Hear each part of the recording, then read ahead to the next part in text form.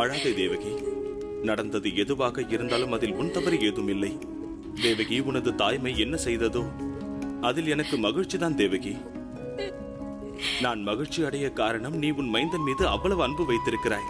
எந்த அளவு அவனை வளர்ப்பவளின் இதயத்தில் இருக்குமோ அந்த அளவு. இல்லை மகாராஜா, என்னை என்னாலேயே மன்னிக்க முடியவில்லை. இன்று நான் அறிந்து கொண்டேன், எனது தாய்மைதான் எனது மைந்தனுக்கு எதிரியாக இருக்கக்கூடும் என்று. எனது தாய்மை என்னிலிருந்து விடப்பட்டதனால் எனது குழந்தைக்கு பெரிய ஆபத்து ஏற்பட்டிருக்க வேண்டியது. என்னை நான் மன்னிக்கவே முடியாது. இல்லை தேவகி, உனது குழந்தையின் உயிருக்கு என்றும் ஆபத்து நேரவே நேராது. அவன் இன்றும் பாதுகாப்பாகத்தான் இருக்கிறான், இதற்கு முன்பு இருந்தது போல. தேவகி, இன்று வரை இந்த விஷயத்தில் எனக்கு சந்தேகம் இருந்தது. நமது புதல்வனால் கம்சனை அழிக்க முடியுமா என்று. ஆனால் எப்பொழுது கம்சன் நம்மை கோகுலத்திற்கு அழைத்துச் சென்றானோ அப்பொழுதே எனக்கு அந்த சந்தேகம் தீர்ந்து விட்டது தேவகி. ஆம் தேவகி, எனக்கு முழுமையாக நம்பிக்கை இருக்கிறது. நமது புதல்வன் தான் கம்சனை அழிப்பான். இந்த விஷயத்திற்கு பிரமாணமாக நானே நமது புதல்வனின் ஆளுமையை பார்த்தேன் தேவகி.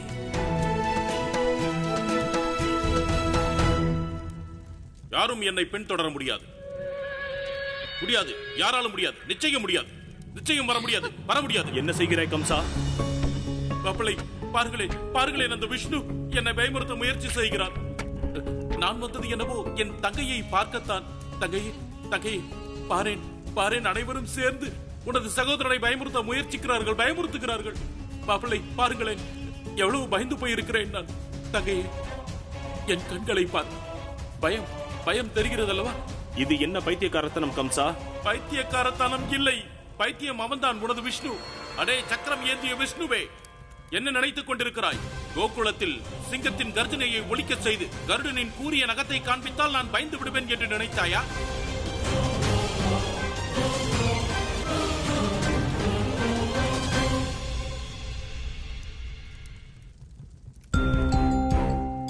என்ன பார்க்கிறாய் சகோதரி?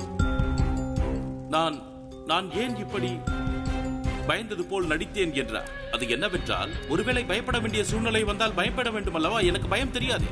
அதனால் இப்படி விதவிதமான சூழலில் நான் பயப்படுவதற்கு பயிற்சி எடுத்துக் கொண்டிருக்கிறேன். புரிகிறதா? நீயும் ஒரு தடவை என்னை பயமுறுத்தேன். சிங்கத்தை போல கர்ஜித்து காட்டு. மாப்பிள்ளையாரே, தாம் நமது நகங்களால் என்னை பயமுறுத்துங்கள். நிறுத்து உனது நடிப்பை. இப்பொழுது இங்கே ஏன் வந்தாய் என்பதை கூறு.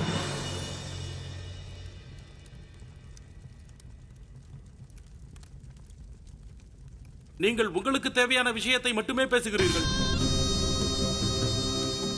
சற்று என்னை பற்றியும் சிந்தித்துதான் பாருங்களேன்.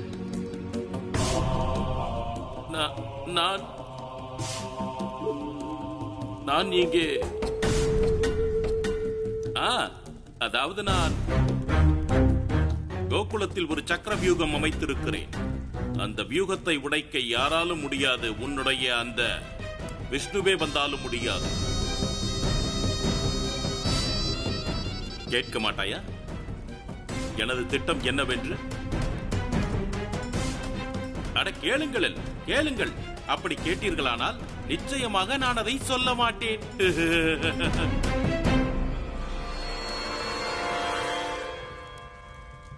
நான் அறிவேன் வசுதேவா.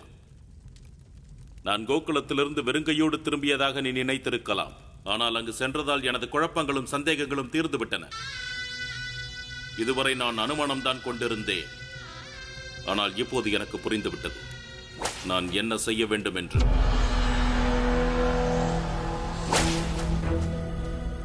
ஓ மயில்பீலி தரித்த விஷ்ணுவே, அன்று நீ உன் தலையில் மயில்பீலி சூடிக்கொண்டு என் கண் முன்னே வந்து நின்றாய். நான் உன்னை அடையாளம் கண்டுகொள்ளவில்லை என்று நினைத்தாய். ஆனால் கண்டுகொண்டேன், புரிந்தும் கொண்டேன். உனக்கு மயில்பீலி மிகவும் விருப்பமானது என்று.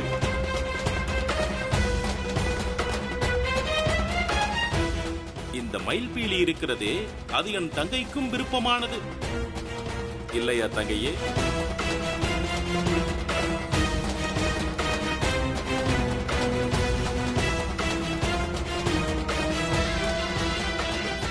பயந்தது போல் பயிற்சி எடுக்கிறேன்.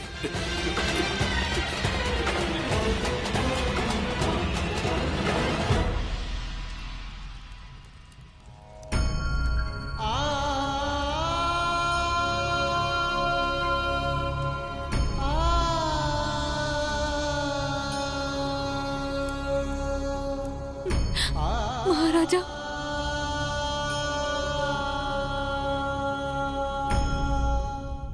சத்யநாராயணா, இது என்ன வேதனை பிரபு?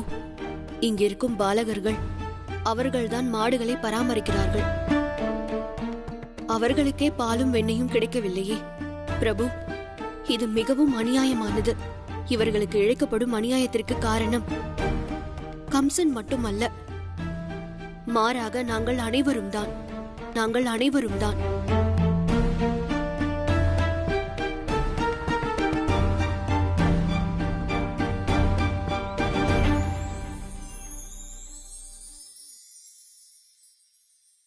அம்மா, எதற்காக நீ உன்னை நொந்து கொள்கிறாய் அம்மா?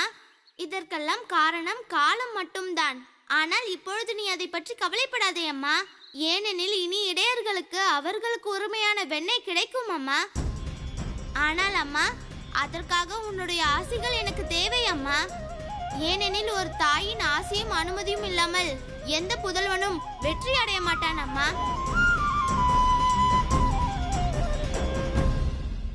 கண்ணா, இதற்கு முன்பு வரை நான் உன்னை தடுத்துக் கொண்டிருந்தேன். ஆனால் இனி அப்படி இருக்காது கண்ணா. நான் உனக்கு ஆசைகள் வழங்குகிறேன். நீ உன்னுடைய இந்த காரியத்தில் வெற்றி பெறுவாய். கம்சனுக்கு எதிரான இந்த போராட்டத்தில் உனக்கு வெற்றி கிடைக்கும். உனது தாயின் ஆசீர்வாதம் உனக்கு எப்பொழுதும் இருக்கும்.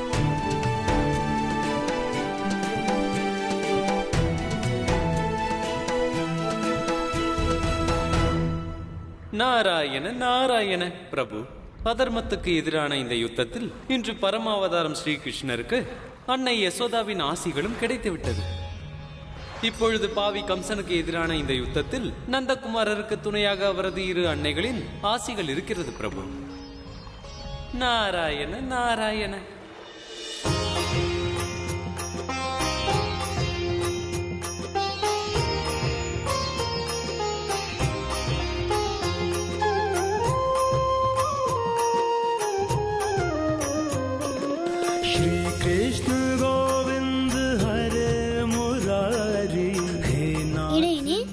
எனக்கு நம்பிக்கை இருந்தது, என்றாவது ஒரு நாள் நான் உன்னை திரித்து விடுவேன் என்று.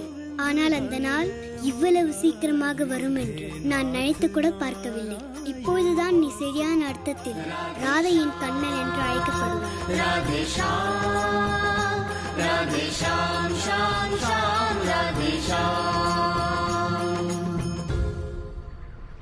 தேவி, இப்பொழுது தமக்கு என் மீது நம்பிக்கை வந்துவிட்டதா? அல்லது இன்னும் தங்களது மனதில் ஏதேனும் சந்தேகம் மிச்சம் உள்ளதா? பிரபு, எனக்கு உங்கள் மீது முழு நம்பிக்கை உள்ளது. ஆனால் அந்த நம்பிக்கை என்னும் பாதையில் கூட சந்தேகத்தை கடந்துதான் செல்ல வேண்டும். ஏனெனில் தமது மனதில் என்ன இருக்கிறது அதில் சந்தேகம் இல்லாமல் தெரிந்து கொள்வது அசாத்தியமானது. தேவி, தாங்கள் இவ்வாறு கூறுவது ஏன்? எனது மனதில் எப்பொழுதும் குடியிருப்பது தாங்களே தேவி. பிரபு, நான் தங்களது மனதில் அல்ல, மாறாக தங்கள் இதயத்தில் குடியிருக்கிறேன். இதன் காரணமாக தங்கள் மனதில் என்ன இருக்கிறது என்பதை தாம் மட்டுமே அறிவீர்கள். ஆனால் எனக்கு இது மட்டும் நிச்சயம் தெரியும். தாங்கள் என்ன செய்தாலும், அதை சூழ்ச்சியால் செய்தாலும், மாயையால் செய்தாலும், அல்லது அன்பால் செய்தாலும், அது இந்த உலக நன்மைக்காகவே இருக்கும்.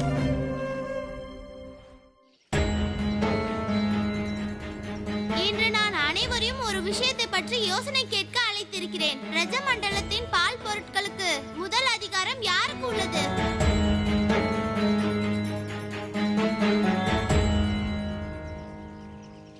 கண்ணா, இந்த விஷயத்தில் யோசனை சொல்ல வேண்டிய அவசியமே இல்லை. நாங்கள் அனைவரும் அறிந்ததே. இங்கு கிடைக்கும் பால் பொருட்களுக்கு முதல் அதிகாரம் மன்னர் கம்சனுக்கு தான். சித்தப்பா, இந்த பிரஜமண்டலத்தின் பசுக்கள் மாமன் கம்சனுக்கு சொந்தமானதா? இல்லை கண்ணா, அந்த பசுக்கள் நம்முடையது.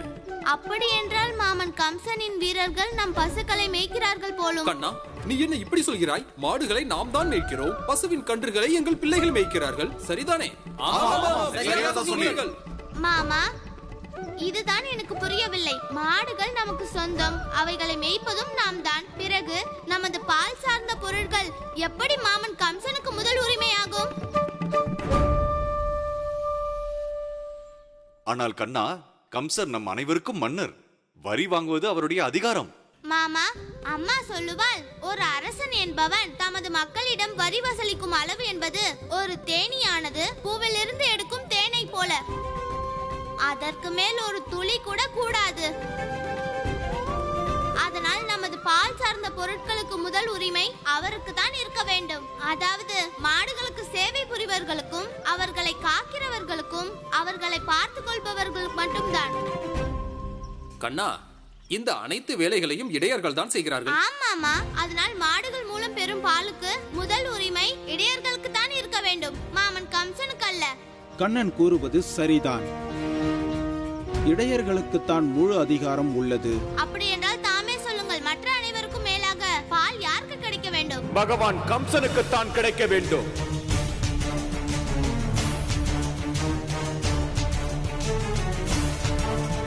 அப்பா,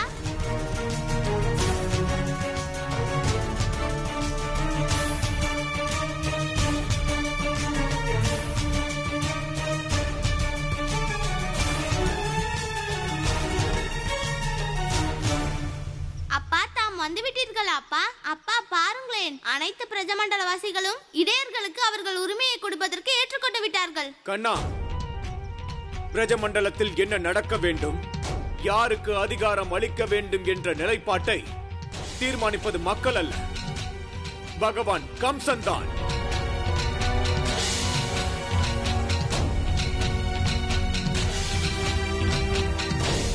ஏன் இப்படி கூறுகிறாய்? துர்பாகியத்தால் நமக்கு கம்சன் அரசனாக இருக்கிறான். அப்படி ஒரு அக்கிரமக்காரன் எடுக்கும் முடிவில் உனக்கேன் இவ்வளவு நம்பிக்கை? நண்பரே, எனக்கு நீ கூறும் நம்பிக்கையை பற்றி எதுவும் தெரியாது.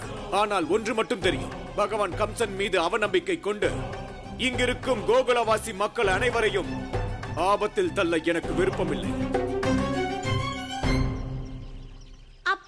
கண்ணா, நீ பெரியவர்கள் பேசும் பொழுது குறுக்கே பேசும் அளவிற்கு இன்னும் வளரவில்லை. நீ பெரியவர்கள் பேச்சை கேட்டு அவர்களுடைய சொல்படி நடந்து கொள். கோகுலவாசிகளே, பால் மற்றும் வெண்ணெயை விட நம் உயிர் மிகவும் மதிக்கத்தக்கது. ஆதலால் நம் உயிர் பாதுகாக்க வேண்டியது. நாம் அனைவரும் பகவான் கம்சனின் ஆணையை கடைபிடிக்க வேண்டும். ஆதலால் நான் ஒரு முடிவுக்கு வந்துவிட்டேன். நமக்கு கிடைக்கும் பால் மற்றும் வெண்ணெய் அனைத்தையும் பகவான் கம்சனுக்கு தான் வழங்க வேண்டும்.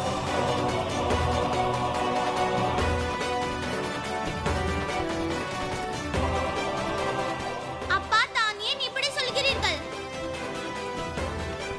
இங்கிருந்து புறப்படலாம். அப்பா, தாம் என் பேச்சை கேளுங்கள் அப்பா. அப்பா, இது சரியான முடிவல்ல அப்பா. கண்ணா, நீ ஒரு சின்னஞ்சிறு சிறுவன். முடிவுகளை எடுப்பதற்கு அந்த பரமசிவன் அல்ல.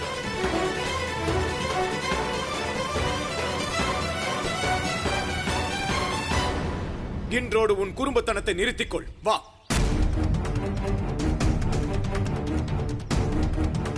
அப்பா, நந்தகோபர் சொல்வது உண்மைதான். உயிரோடு இருந்தால் தான் வெண்ணெய் கிடைக்கும். சகோதரர்களே மரணப்படுக்கையில் இருந்தால் வெண்ணெய் சாப்பிட முடியாது. என்ன சொல்கிறீர்கள்? பாருங்கள். ஆமாம்.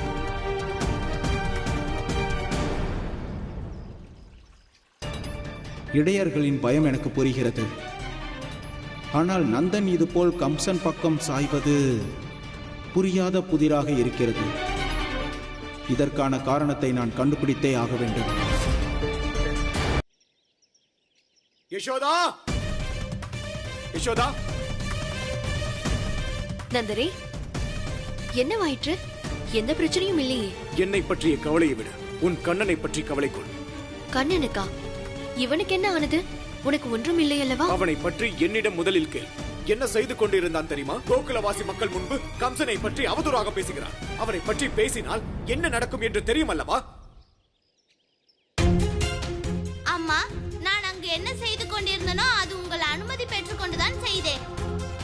யசோதா, நான் அனைத்தும் அறிவேன். இவை அனைத்திற்கும் ஒரே காரணம் நீ செலுத்தும் அன்புதான்.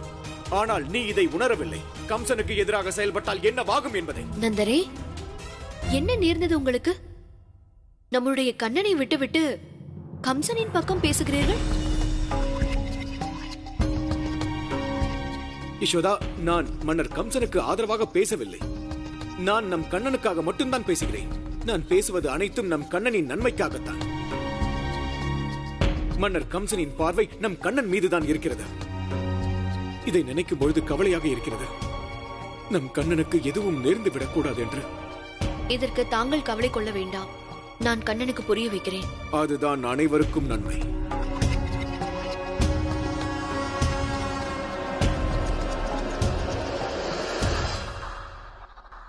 அம்மா, இந்த அப்பாவுக்கு என்னவாயிற்று? அவர்களின் குணம் ஏன் இவ்வாறு மாறிவிட்டது? பிரபு, நந்தகோபர் தங்களது பரம பக்தர் மட்டுமல்ல, மாறாக தர்மத்தின் பாதையில் நடப்பவரும் கூட. ஆனால் இன்றோ அவரே நந்தகுமாரரின் பாதையில் தடையாக இருக்கிறாரே. தேவி, இவ்வுலகில் நன்மை திகழ வேண்டும் என்று விரும்பும் அனைவரும் அதர்மத்தின் அழிவையும் விரும்புகிறார்கள். அதர்மத்தோடு போராடுவதற்கு ஓர் வீரம் பொருந்திய ஆண்மகள் அவதரிக்க வேண்டும் என்று எண்ணுகிறார்கள். ஆனால் தங்கள் வீட்டில் அவதரிக்க விரும்புவதில்லை. ஆதலால் போராட்டம் எதுவானாலும் அது முதலில் தத்தம் இல்லத்திலிருந்தே துவங்கும்.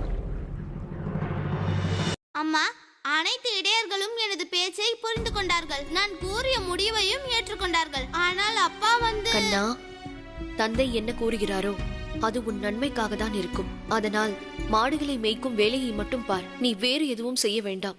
சரி அம்மா, நான் அப்படியே செய்கிறேன். உனது விருப்பப்படியே நடக்கிறேன். அம்மா, ஒருவேளை யாராவது கோகுலவாசி என்னிடம் வந்து கேட்டால், யசோதானந்தனே, நீதானே எங்களுக்கு எங்களது உரிமையை மீட்டு தருவேன் என்று உறுதிமொழி எடுத்தாய். இப்பொழுது நீ ஏன் பின்வாங்குகிறாய்? அப்பொழுது நான் என்ன பதில் சொல்வது அம்மா? அம்மா, இதில் நான் மட்டும் சம்பந்தப்பட்டு இருந்தால் நிச்சயம் நான் அப்பாவின் பேச்சை ஏற்றிருப்பேன் அம்மா. ஆனால் இதில் உன் வாக்குறுதியும் சம்பந்தப்பட்டு இருக்கிறது அம்மா. அம்மா, என்ன ஆனாலும் சரி, எனது அம்மாவின் வாக்குறுதியின் மீது கேள்வி எழ விடவே மாட்டேன். சரிதானே அம்மா? கண்ணா, நான் உன்னை உன் சபதத்திலிருந்து பின்வாங்க சொல்லவில்லை. ஆனால் கண்ணா, நீ என்ன செய்தாலும் அதை கவனமாக செய். சரிதான் அம்மா. ஆனால் அப்பா, நீ தந்தையை பற்றிய கவலையை விடு. அவருக்கு நான் புரிய வைக்கிறேன்.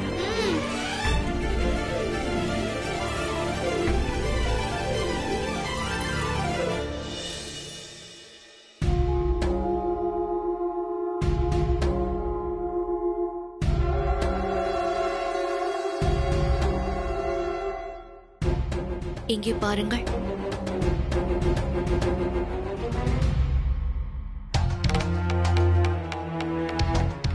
உணவு. யசோதா, எனக்கு ஒன்று புரியவில்லை. நமது மகன் கண்ணன் மன்னன் கம்சனுக்கு எதிராக எப்படி செயல்படலாம்? நந்தரே, உங்களுக்கே தெரியும். கண்ணன் ஆரம்பத்திலிருந்து குறும்பு செய்கிறான். ஆனால் அந்த குறும்புத்தனம் இப்பொழுது செல்லாத. சூழ்நிலை மாறிவிட்டது. தாங்கள் கூறுவது சரிதான். சூழ்நிலைகள் மாறிவிட்டன. அதனால்தான் தேவி தேவகி கோகுலத்திற்கு வந்தாள். அவளது குழந்தையை தேடி. நினைவிருக்கிறதா? அவளுடைய 8வது மைந்தனை தேடி வந்தாள். ஆனால் தமக்கு எப்படி தெரியும்? தாம் தான் இங்கே இல்லையே.